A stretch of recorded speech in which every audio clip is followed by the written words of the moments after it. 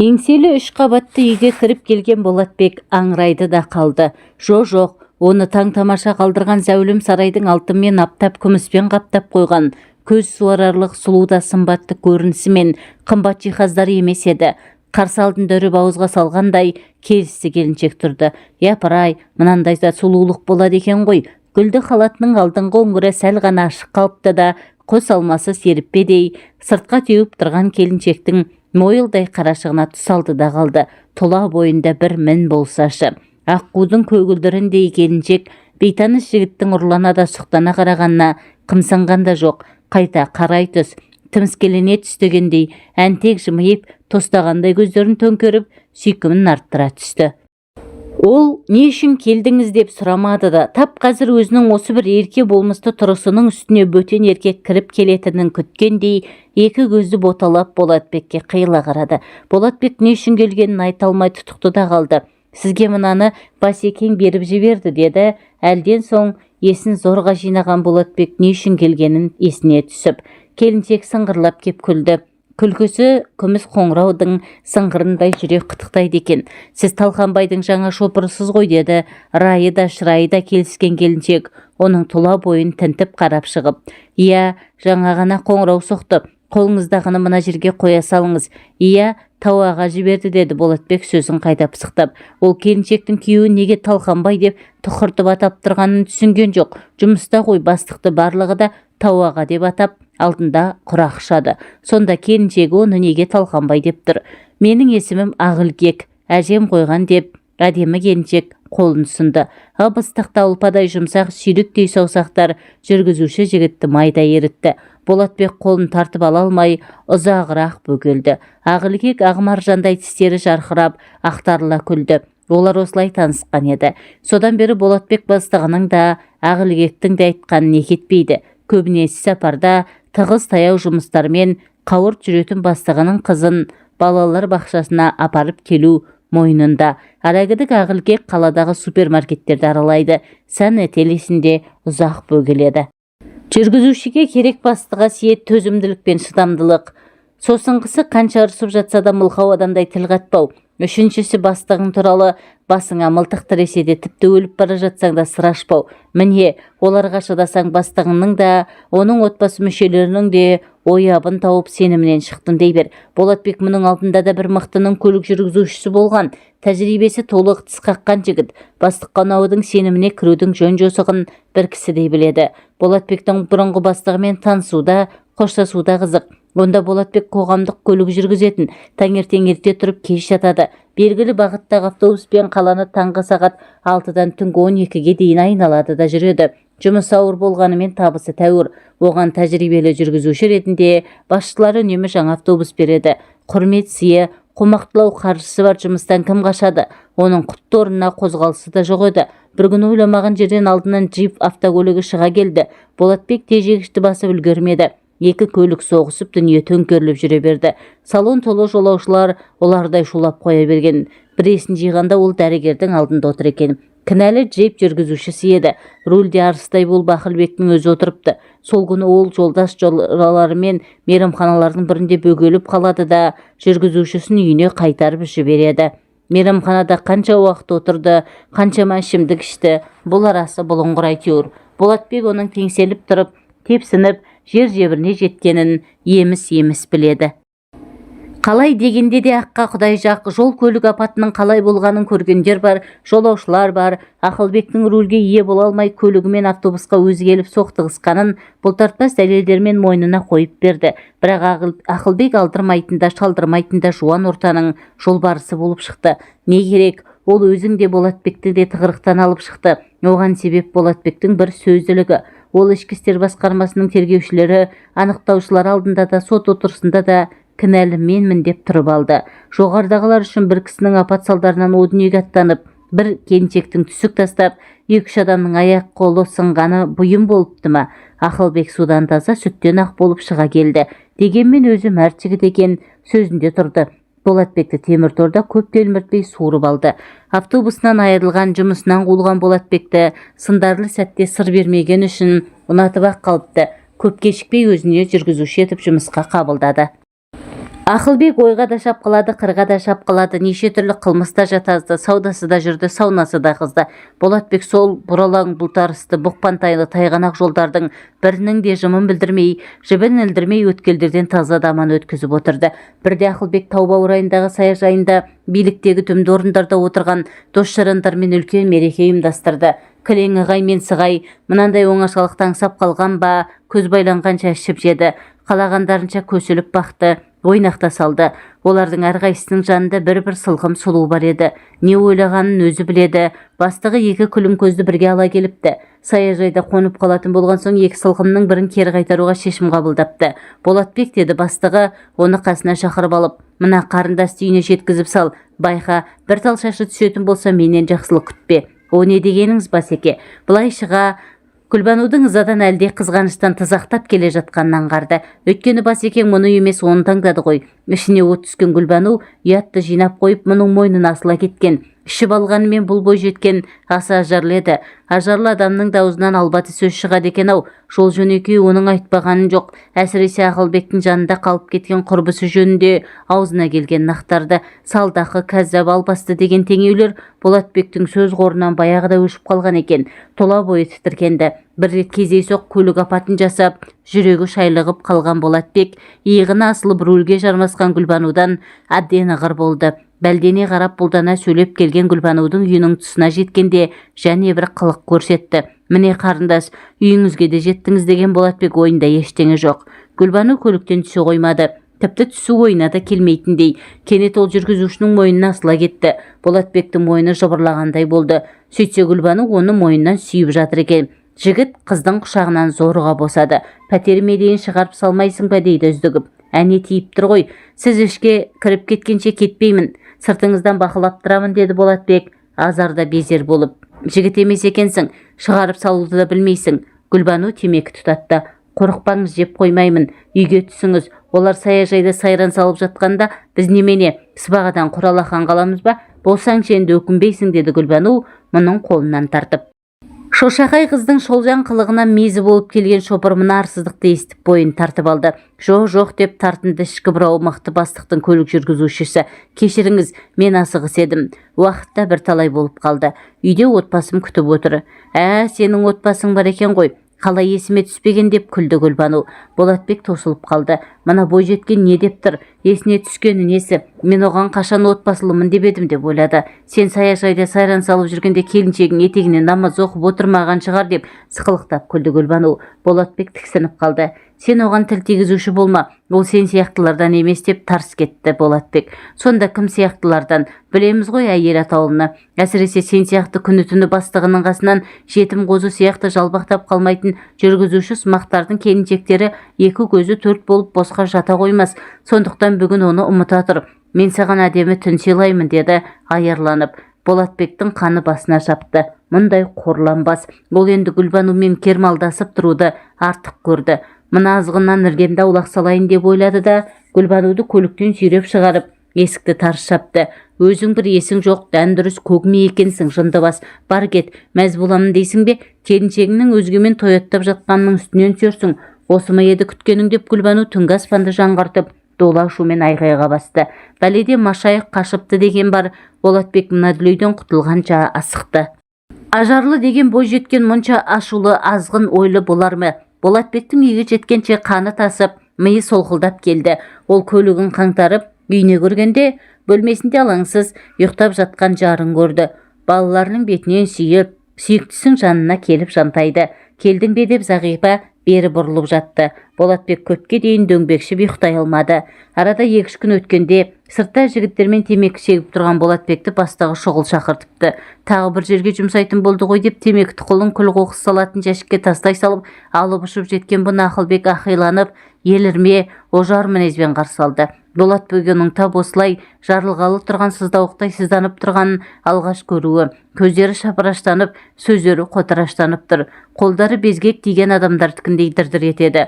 Болатбек дүлей дауылдың қай тұстан соққанын долбарлай алмады. Не жазып қойдым дегендей Ақылбекке аңтарыла қарады. Әй сасық деке, Гүлбанудан не әкеңнің құны бар? Қатын құмар болсаң саған басқа ел құрып қалды ма? неге тиісесің оған деп ұрып жіберердей таптап берген бастығына не деп жауап берерін білмей тосылды. Не істеп қойыппын мен оған деп Болатбек ашына сұрақ қойды әлден соң. Қонақ үйге түсейік, менімен бол депсің ғой. Болатбек аяр адамның өз есіне келгенде аянбайтын білуші еді, бірақ Гүлбанудан тап осындай аярлық күтпеген. Япыр-ай, ындынның ырқы, қызғаныштың құрты осыншама шақар болар ма? Саяжайда қалған сылқымның той аттын үшін Гүлбану мұны жазалаған несі?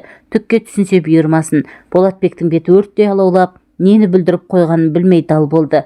Былай тышқан ініне кіре алмай жүріп құйрығына қандауыр байлапты дегенді білуші ме едің? Өзің мұнда сый салмай жүріп қатынға қырыңдаған неңді алған, оның үстіне Гүлбануды мен ертіп барғанын көріп біліп отырсың. Сонда не, сен маған қыр көрсетпекпісің? Бастығыңның көңілдесіне сөз айтуға қалай ғана дәтің барды? Сенген қойым сен болсаң дейтін беді.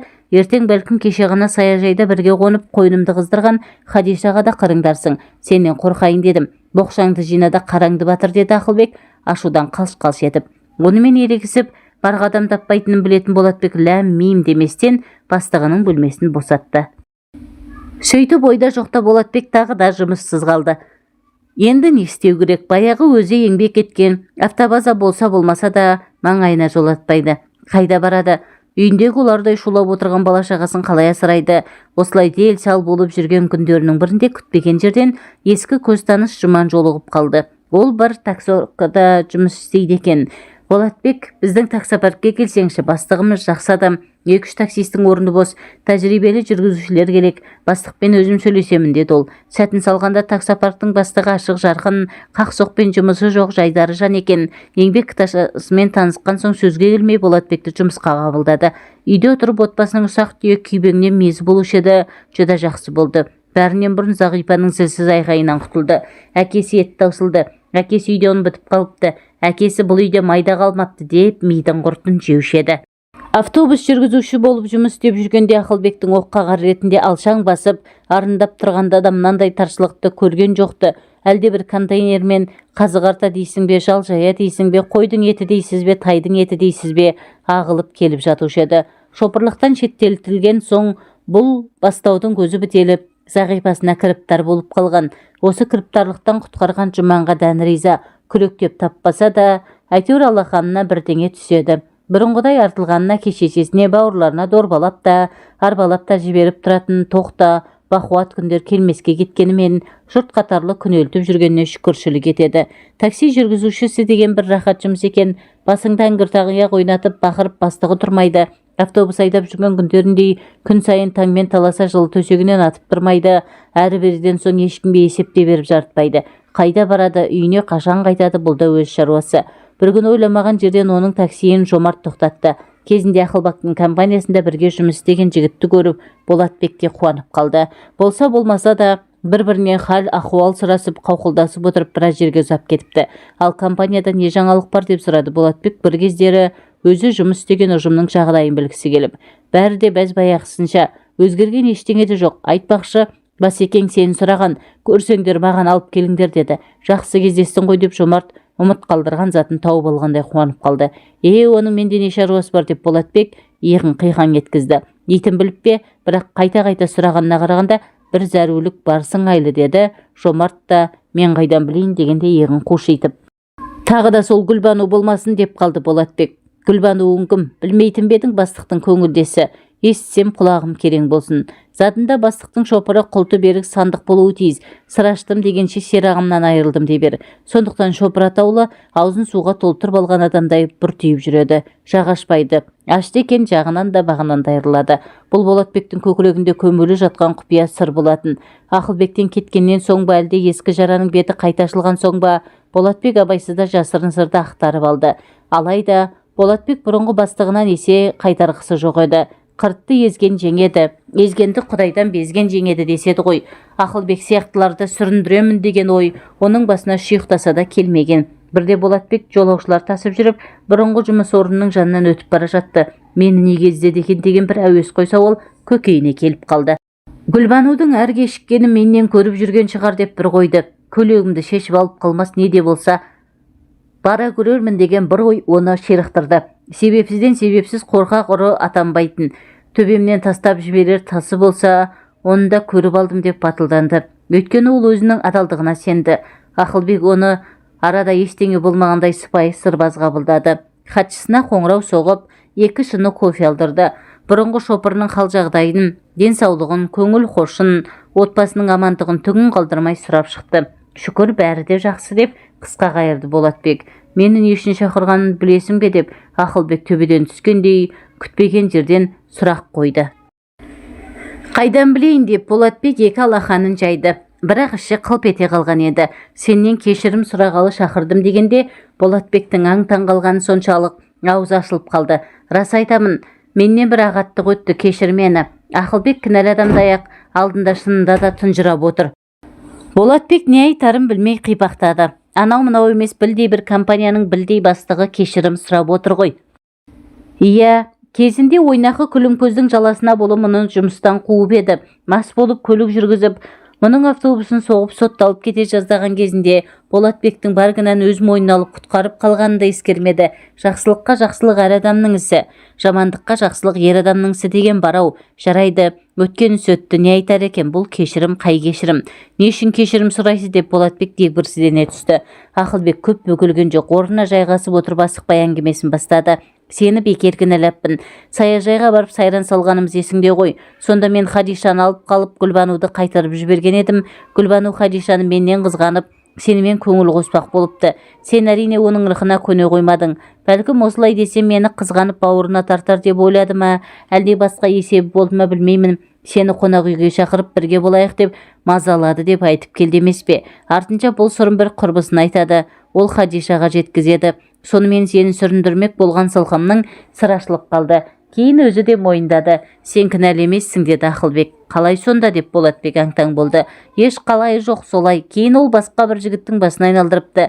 Қызығы сол қылмыстарының үстінен түстім. Ол осының барлығын қызғаныштан істеп жүргенін айтып ақталды. Қызғанғаны несі, қылмысы несі деп Болатбек те таңырқады. Иә, олар саунада мауығып жатыр екен.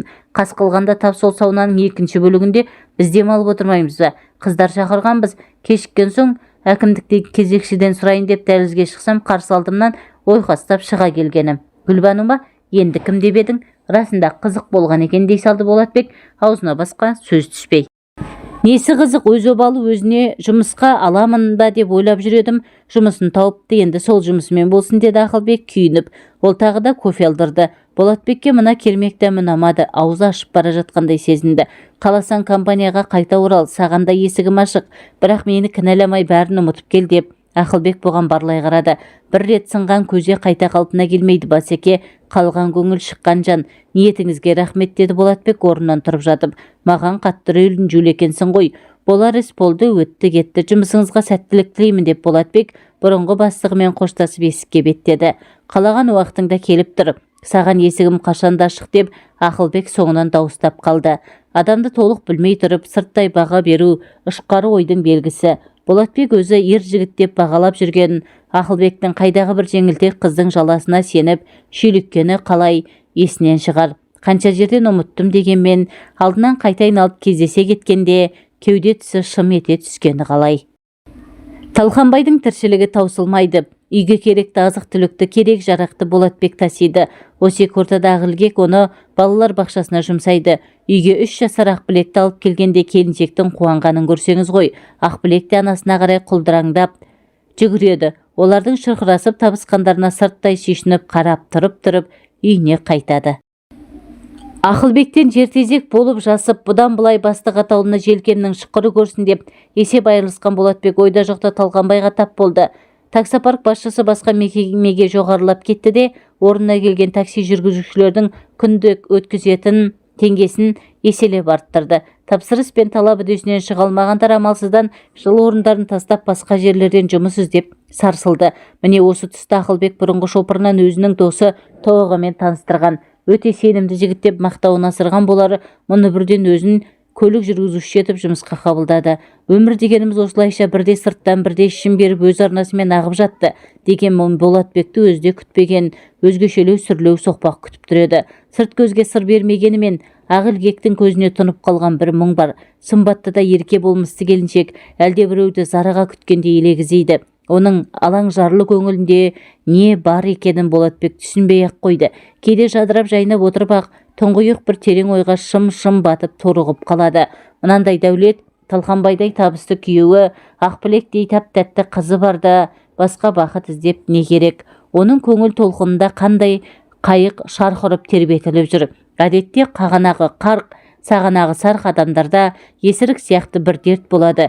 Бәлкім оны дерт деп сипаттауға келмейтін де шығар. Әйтсе де, желкөкірек сияқты әлденеше оларды байыз тапқызбайды. Адамдар шыр біткенде пенде шіркін осылай өзгеріп кетем екен. Талқанбай аса маңызды шаруасымен әлдеқайда шұғылаттанатын болды да Болатбек оны діттеген жеріне шығарып салып кері қайтты. Бастығының бұйрығы бойынша біраз затты жола үйіне тастап кетпек. Күн кешкіріп қалған кез еді. Үйге жетемін дегенше қас қарайды. Аспанда күннің көзінде жарқырап ай шыға келді. Есік ашылғанда ай жарығымен Ақылбектің ақ торқын көйлегімен көз көрім жерде күлімсіреп тұрғанын көрді.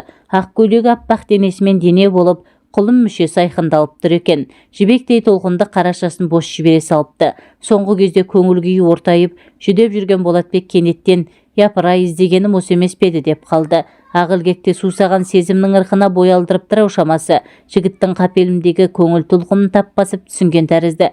Болатбек асқақ арманның қалықтап, заузаңғар биікке көтеріліп кеткенін аңғаратын халде емес еді. Оған мына аппақ ажарлы келіншек ақ торғын көйлекпен алдынан арнайы дайындықпен шыққандай көрінді. Ең ғажабы, сұлулық дегенің сиқырлы бір әлем ғой. Оның алдында түса алмайтын, есін жоғалтпайтын пенде болмайды. Мейлі табиғаттың тұмса сұлулығы болсын, мейлі әйелдің ажарлысы болсын, олармен ұшырасқан жан қорқау озбырлықтың құрбанына айналады. Сұлулық атаулының тек өзі ғана меншіктеп алғысы келеді. Осындай бір лап етпе сезім Болатбектің де бойында бұлқынып жатты. Тіпті есі шығып кеткен соншама ол адамгершілік, имандылық, сабырлық деген ізгі қасиеттердің барын ұмытты. Осылайша көңіл күншуағына шомылып, өзімен өзі болып тұрғанда Ақылбек «Сәлеметсіз бе, осылай тұра бересіз бе?» деп сыңғыр етіп күлген. Ол ұйқысынан шошып оянғандай селк етті. Болатбек Зағирамен сүйіп қосылды. Бүгінде сол махаббаттарының жемісінде екі-үш қара домалағы құлдыраңдап шауып жүр. Қандай әзәзіл еліктірсе де, аяғымды қия баспаймын деп сүйкімді келіншегіне өзіне де уәде бергені бар. Сонда бұл қайдан бас көтерген желкімді желік? Зағирасы барда, ақ махаббаты барда Болатбек донжуан сияқты жігітшілік жасаймын деп әсте ойламайтын. Оның үстіне тауағадай бастығының келіншегіне көз сұғын қадау қандай айуандық десейші. Болатбек жеп кетерлер жырағатынан емес, сондықтан лап ете қалатын жалынды өшіріп, қияс ойдан бойын аулақ салғысы келді. Ол бастығының беріп жіберген артық заттарын Ақылбек көрсеткен бөлмеге тасып бітті де тезірек шығып кетуге тырысты. «Бір шыны шай ішіп кетпейсіз бе?» деді келіншекке кенет тіл бітіп. Есікке қарай беттеген Болатбекке.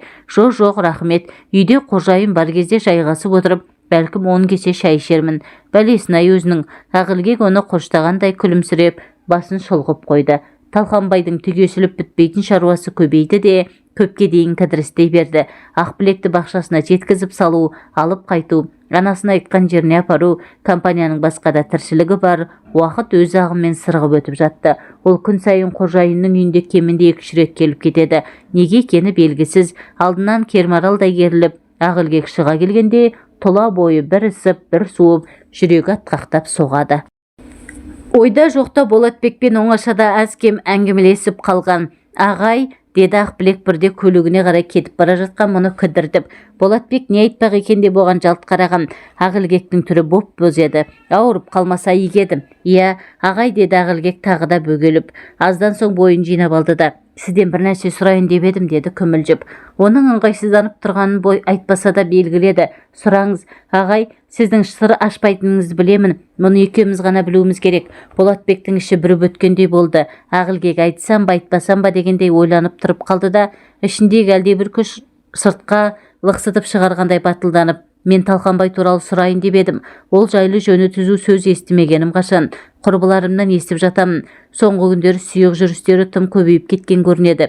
Компаниядағы бетінің қызылы бір қыздарды құр жібермейді екен ғой», деді қызарақтап. «Қой шырағым», деді Болатбек жұлып алғандай. Ол енді ересек адамдардай салмақты сөйлеуге тырысты. «Тауаға үлкен қызметтегі адам. Ондай адамдарға көре алмайтындар күйе жаққыш келеді. Қайдағы біреулердің қаңғырған сөздеріне құлақ түріп қайтесің. Жел тұрмаса шөптің басы қимылдамайды ғой. Жел сөз, тауағаның теріс қылығын көрсем, көзім шықсын. Көре алмайтындар іші тарлар қызғаншақтар не демейді. Олардың сандырақ сөздеріне құлақ сала берсең, бір күні сені де жолдан тайдырады. Есіңді жи қарағым, тауағаны ұжым түгіл құрмет тұтады, бастарына көтереді. Қызметіне түзу келіп түзу кетеді. Әй, біздегі біреуді сыртынан қаралап жүрмесек, бойымызға аспатпайды. Қашан адам боламыз? Қызғаныштың қызыл итін босатып, айтақтап отырғанын не ұтамыз? Ақылгек, ақылың бар адамсың ғой, мұндай қаңқу сөзге сенбе. Иә ағай, сенгім келмейді ақ. Бірақ соңғы кездері осы сөз қамысқа тиген өртте қаулап барады. Осы өрттің жалыны шарпымаса болғаны, деді Ақылгек, жүзін ала қашып. Шарпымайды қалқам, шарпымайды. Оған толық сенемін, деді Болатбек күтпеген жерден айтылған күдік күмәнді тұншықтырғысы келіп. Бірақ ол өртті де, күдік күмәнді де тұншықтыра алмаған екен. Бықсып жанған қоламта үрлей берсең шоққа айналады. Шоқ өрши келе жалыны бет қаратпайтын от қайналады. Қанша жерден жасырып, жабулағанымен Талқанбайдың дон жуандық жігітшілігі жарияла бола бастаған еді. Оқ жарасы жазылады екен, тіл жарасы жазылмайтын көрінеді. Көп жұртқан жылан аяғын көрсетіп алады деседі ғой. Саяжайдан саяжай, саунадан сауна қалдырмаған Талқанбайдың теріс қақпай теріс жолы әшкереленіп те қалған. Қолы қалт етсе ақ, билік басындағы дос жарандарымен, одан қалды сұлу келіншектермен әмпей-жәмпей болып жүрген ол талайды көрген, зымияндығына басып, абыройсыздығын қанша жерден шашырып забуласа да, елдің аузына қақпақ бола алмады. Ауруды қанша жасырғанымен өлім әшкерелейді. Талқанбай қанша мерет тырысып, аяғының тысырын сездірмейін деп тыраштанып баққанымен, студент қызды жүкті етіп қойғаны, оны жеке пәтерде ұстап отырған туралы сыбыр күздің ызғарлы желіндей сумаңдап, әр бөлмені аралап өтті. Күнде қолмен көлегейлеп тұра алмайсың. Қанша жерден қылтамақ болғанымен, оның сәулесі жалпақ әлемге нұр шашып, таңның атқанын сүйіншілеп жеткізіп тұрады. Шындықта солай. Ақылгек күйеуінің шектен тыс дүние қоңыздығына дал. Дүние қоңыздың іші қашан таза болып еді. Шіркін-ай, Ақылгек кімнің арманы болмады. Бірінші курстың студентіне сұқтанбаған, жаңғалмаған. Тәңірім адамды мұнша сұлу етіп жарата салады екен-ау. Аршын төс, нәркес көз, қиғаш қас, тоқ балтыр, құлым мүсінді қызды одан сайын ажарландыра түседі. Ол Талқанбайдың қармаған ілінемін деп әсте ойлаған жоқ. Бәленің бәрі курстарсы жұпардан басталды емес пе? Бір күні ол, менің бір ағам бар, үйіне қонаққа шақырып жатыр, жалғыз баруға ыңғайсызданып тұрмын. Оның үстіне ағатайым, курстастарыңды да ерте кел деген. Талқанбай көкем өте бай тұрады. Ет жеп, сорпа ішіп бір жырғап қалайық деп қолқалап қоймады. Ақылгектің әуелгіде барғысы келмеп еді, басқа құрбыларды күттеп барайық деп тұрып алды. Бөлмеде бір өзі қалатындықтан Ақылгек амалсыз ілескен. Ол Айсұлуды сонда алғаш көрді. Бет біткеннің сұлуы екен. Майысып жүріп қызмет етті. Мынандай дәулетті бай қуатты адамның келіншегі осындай болуы керек қой деп ой қорытты. Расында жұпардың ағасы мен жеңешесі егіз қозыдай жарасып, бір-біріне әзіл тастап қойып, қонақтарды жақсылап күтіп риза етіп шығарып салды. Бұл кезде Ақылгек Айсұлудың орнын басамын деп ойлапты ма? Күзгі сынақты Ақылгек бір сынақтан сүрінді де, жұпар оны қойырды қоймай ағасының үйіне ертіп барды. Ағатайымды білесің ғой, бүгінде оны осы қалада танымайтын, сыйламайтын жан жоқ, деді жұпар жол жөнекей мақтанып. Расында Талқанбайдың тасы өрге домалап тұр екен. Оның профессорға бір рет қоңырау шалғанның өзі жеткілікті болды. Ақылгек іштікке риза болып жүргенде, қаталдау көрінетін ағай ортан қолдай төртті қойып берді. Бір байқағаны бұл кезде Айсұлу бір баласын жетектеп төркініне кетіп қалған екен. Неге кетті? Араларынан қандай шайтан жүгіріп өтті? Бәлкім төркіндеп қайтатын шығар. Ақылгек бұл жағын қазбалап сұрамады. Қызға тән ибалылықпен сыпайылық сақтады. Бірақ жұпар мен Талқанбайдың үйіне 2-3 рет барғанда ұялы көздерімен, жылы сөздерімен баурап алған Айсұлуды көре алмады. Ерке қатын не істемейді деп түсіндірді. Мұның мәнісін жұпар құрбысы. Содан бастап Талқанбай жұпарды үйіне шақыруды үдетті. Екеуінің де сабағына да тамағына да көмектесіп жүрген соң одан пәлендей жамандық күтпеген болатын. Сөйтсе бір бармағы бүгулі екен ғой. Екінші курсқа өткенде жұпар құрбысының қасына бір ел ажыраған жоқ. Күн сайын Байбағылан ағасын мақтап, оның сыйға беріп жібергендерін көрсетіп шаттанумен болды. Тау мен тасты жел бұзады, адамзатты сөз бұзады деген ол кезде Ақылгек қаперінде де алмаған. Қамқор ағатайының құрығына қалай түсіп қалғанын өзде түсінбеді. Сол күнді қарғыс атсын деді. Бұл Ақылгектің соңғы кезде аузынан бір түспейтін қаралы сөз. Бәрі де жұпардың туған күнін ағасының зәулім сарайында атап өтуінен басталды емес пе? Жұпар бүкіл курстастарын ағасының үйіне шақырды. Мынандай алтынмен аптап күміспен күптеп қойған керісті үйде кім бұрын көрген. Курстастар, құрбы-құрдастар кеңде келісті бөлмеде тартынбай ішіп жеді. Дастарханда құстың үстінен басқаның барлығы бар еді. Мұндай бай дастарханды сирек көретін студенттер тартынуды ұмытты. Ақылбек өмірінде татып көрмеген шарапты алғаш рет сол түн ішті. Онда да құрбыларының жұпарды сыйламайсың ба деп зорлағандай болуынан соң алғашында басы сәл айналғандай еді, бірте-бірте жадырап жүрегі сөйлеп тұрғандай күй кешті. Жұпарды жабысып өлердегі сөзін айтып жанынан шықпай қойды. Менің қуанышыма ішпегенде қайда ішесің деп үсті-үстіне бастырмалатты. Тағдырдың ызалы мазағындай Ақылбек ертесіне Талқанбайдың төсегінде оянды. Міне содан бері осы үйдің отымен кіріп, күлімен шығып келеді.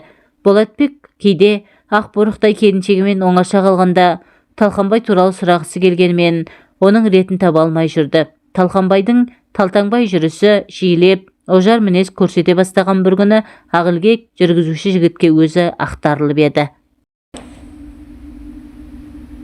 Ол Ақылбектің бір байламға келе алмай жүргенін аңғарды. Ол қандай байлам? Өзегін өкініш өртеген Ақылбек күйіні шуытында жүріп әлденеге ұрынып қалса ше. Осыны ойлағанда жүргізуші жігіттің жүрегі жұлқынды, іш қазандай қайнайды.